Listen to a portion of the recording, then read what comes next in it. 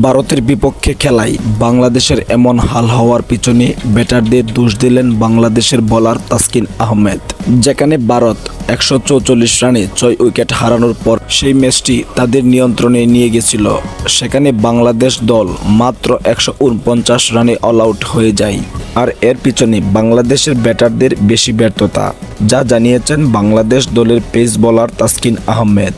তাছাড়া তিনি এটাও বলেছেন, এসজি বল মোকাবেলা করা বাংলাদেশের জন্য একটু কষ্টকর আর ভারতের জন্য একটু সুবিধাজনক, কারণ তারা ছোট থেকেই এই বল খেলে অভ্যস্ত হয়েছেন, যার জন্যই তারা একটু বাড়তি সুবিধা পাচ্ছে। তবে বাংলাদেশের ব্যাটাররা যেভাবে বাজে ব্যাট করছে, এভাবে যদি ব্যাট করে তাহলে আমাদের বোলারদের পক্ষে একা এই খেলা ধরে রাখা সম্ভব না।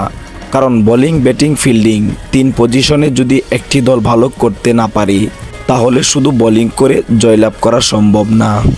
তাই আমি তাসকিন আহমেদের মতের সাথে একমত হয়ে একথা বলতেই পারি, বাংলাদেশ দলের এমন হাল হওয়ার পিছনে বাংলাদেশ দলের ব্যাটারদের ব্যর্থতাই বেশি।